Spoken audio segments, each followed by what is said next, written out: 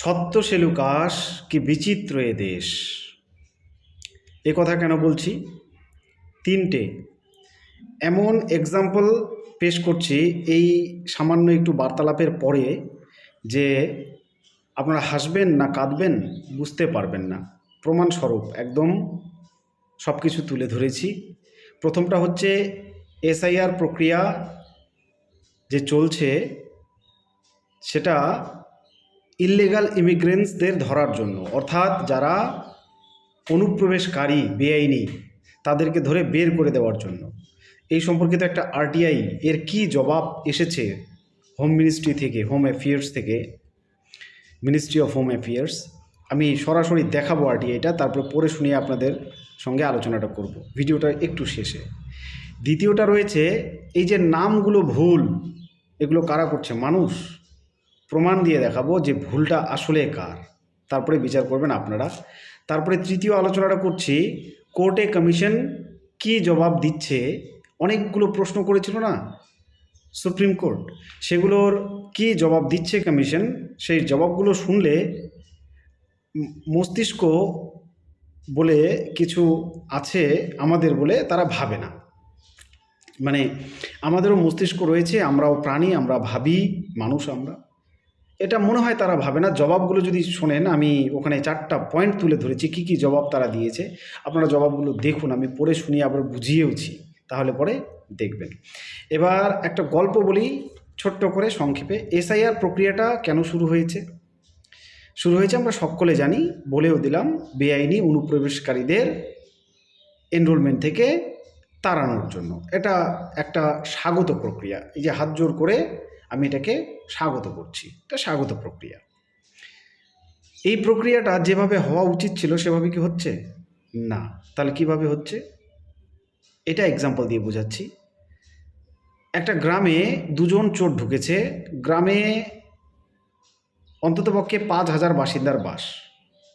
প্রশাসন এসেছে তন্ন তন্ন করে, খোঁজেনি, খুঁজলে হয়তো পেয়ে যেত।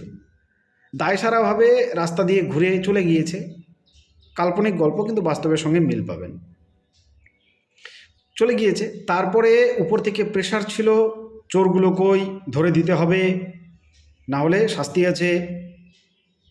তারপরে বড়বাবু বলছে গ্রামের বাসিন্দাদের সকলকে গিয়ে ওনার কাছে প্রমাণ দিয়ে আসতে হবে যে উনি চোর নন।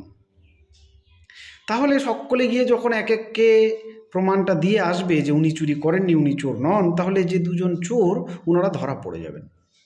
এটা হচ্ছে প্রসেস। বাকি মিলটা আপনারা খুঁজে নেবেন, ভিডিওগুলো দেখুন, অবাক হন, আর মিলটা খোঁজার চেষ্টা করুন। ভিডিওটিকে সবার মাঝে ছড়িয়ে দেওয়ার অনুরোধ করছি এই কারণে, কারণ এই তথ্যগুলো সবার কাছে থাকা জরুরি। লিংক কমেন্ট বক্সে দিয়ে দেব যদি আপনারা ফেসবুকে দেখছেন। আপনারা অবশ্যই দেখবেন ভিডিওটা। তাহলে আসুন, প্রথমে কি সুন্দর করে কাজ হচ্ছে। মানুষের ডকুমেন্টসে ভুল আছে, ভুল ধরছে, ঠিক আছে। সেই ভুলটা কারা করছে প্রথমে আমরা একবার প্রমাণ দেখে নিই। আপনারা স্ক্রিনে যেটা দেখতে পাচ্ছেন এটা হলো একটা এপিক কার্ড। এবার এই এপিক কার্ডে এই যে সবুজ টিক দেওয়া আছে, দেখুন লেখা আছে কি দেখতে পাচ্ছেন নিশ্চয়ই, FAJILA ফাজিলা, SEKH শেখ, ফাজিলা শেখ। নিচে দেখুন বাংলা ট্রান্সলেশনটা ফাজিলা বিবি শেখ। এটা কিন্তু বাংলা ট্রান্সলেশন নয়। আমি বলছি আপনাদের, এই ফাজিলা বিবি শেখ এই অংশটা, এটা 2002 সালে এসআইআরের তালিকায় ছিল, ফাজিলা বিবি শেখ। এবার এটা ট্রান্সলেট করেছে AI বাবাজি, এইটা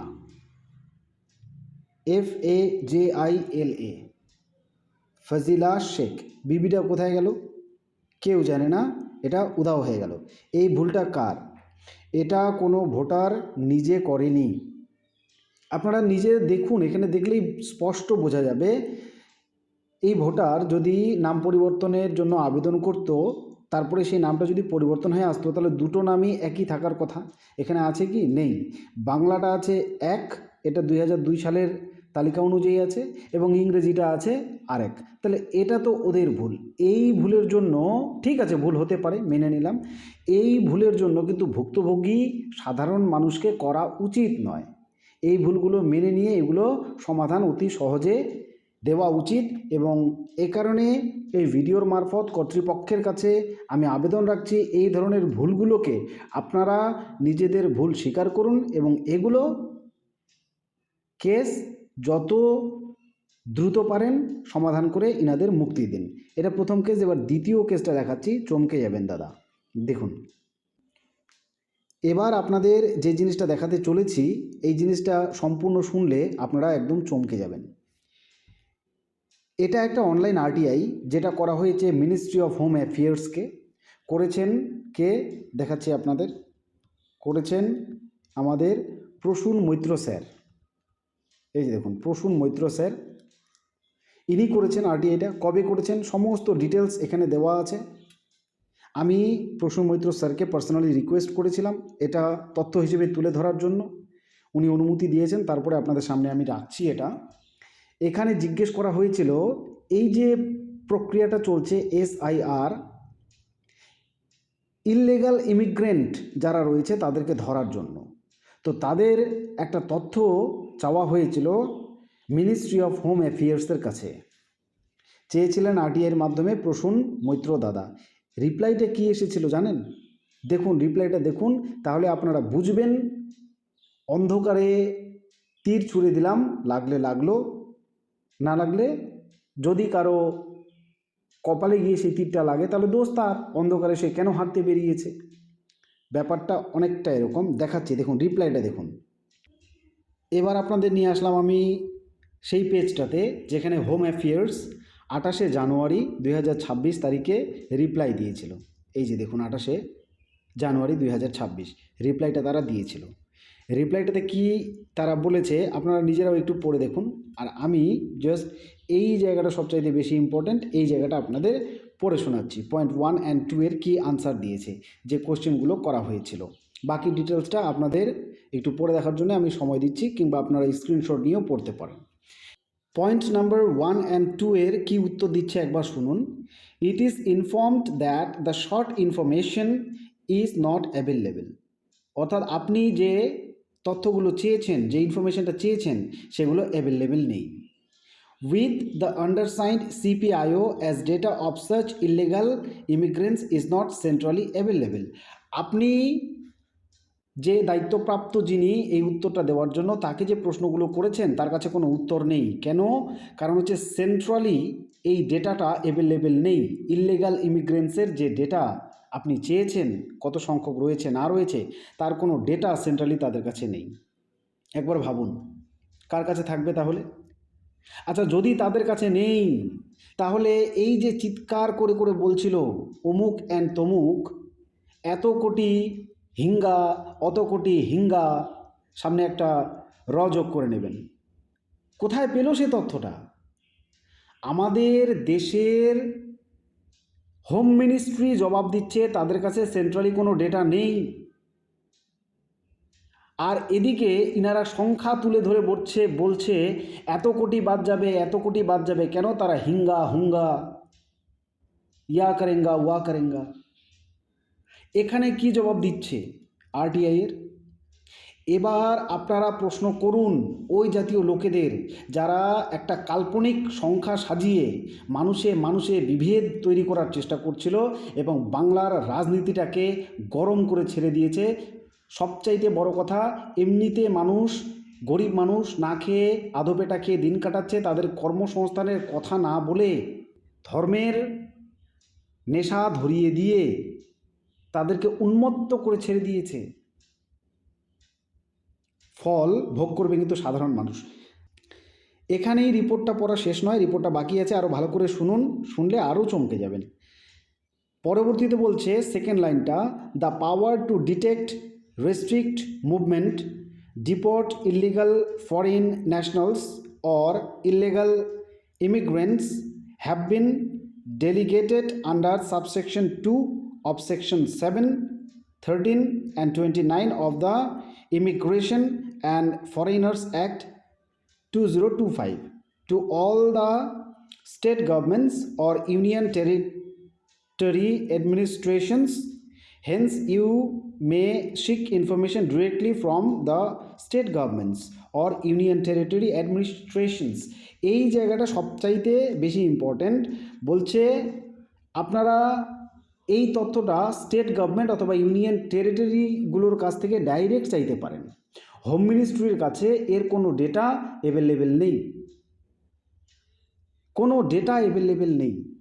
এ কারণেই আমি বললাম, যারা মাথা খারাপ করে দেওয়ার মতো চিৎকার চেঁচামেচি করছে সংখ্যা নিয়ে, এত কোটি অমুক, এত কোটি তমুক, এত কোটি এখানে পাঠাবো, এত কোটি ওখানে পাঠাবো, তারা সেই সংখ্যাটা পেলেন কোথায়? মানুষগুলোকে ইনারা কি মনে করে, মানে কিসের বাচ্চা মনে করে? মানুষের কি মস্তিষ্ক নেই? মানে বলছি, উনাদের মতো শুধু এ ঘাট থেকে এত কোটি, ও ঘাট থেকে এত কোটি বা এত হাজার কোটি মেরে দিয়ে তারপরে প্রাণ বাঁচানোর জন্য যেখানে ওয়াশিং মেশিন সেখানে গিয়ে ঢুকে গেলাম, সেই ওয়াশিং মেশিন যদি কাজ না করে তাহলে অন্য জায়গায় গিয়ে ঢুকে গেলাম, আর এদিকে সাধারণ মানুষকে খেপিয়ে তুললাম একটা ভুল ভাল যা খুশি তাই কাল্পনিক সংখ্যা দিয়ে, আর মানুষকে বিপদের মুখে ঠেলে দিয়ে আমরা রাজনৈতিক গদিতে রুটি সেকছি আর খাচ্ছি। আপনারা এটা কতদিন মেনে নেবেন? এবার কিন্তু কথা বলুন, যদি এরকম ভুলভাল তথ্য নিয়ে কেউ বের হয়, প্রচার করে, তাকে ধরুন, তথ্য দিন, কোথায় পেলেন এই ভুলভাল তথ্য। এই যে আরটিআইটা দেখাবেন, কপি করে রাখুন, স্ক্রিনশট নিয়ে রাখুন, আমার কাছে পার্সোনালিও চাইতে পারেন, আমি কিন্তু এই আরটিআই কপি দুটো SIR অ্যান্ড সেন্সাস পেজটাতে দিয়ে দেব। এটা গেল।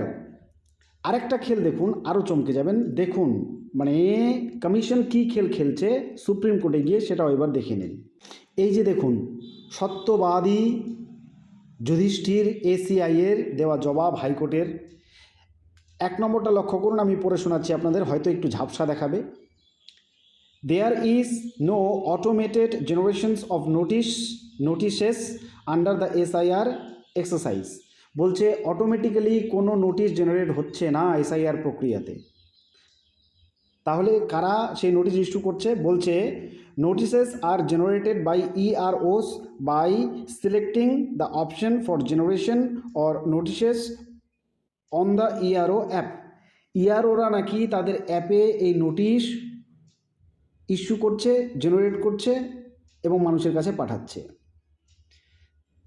তারপরে 3 নম্বর পয়েন্টটা বলছে EROs are issuing notices by signing them after application of mind based on the information available with him and as provided by the BLO through the BLO app with respect to mapping of entries and their linkage to the previous SIR roll of 2002।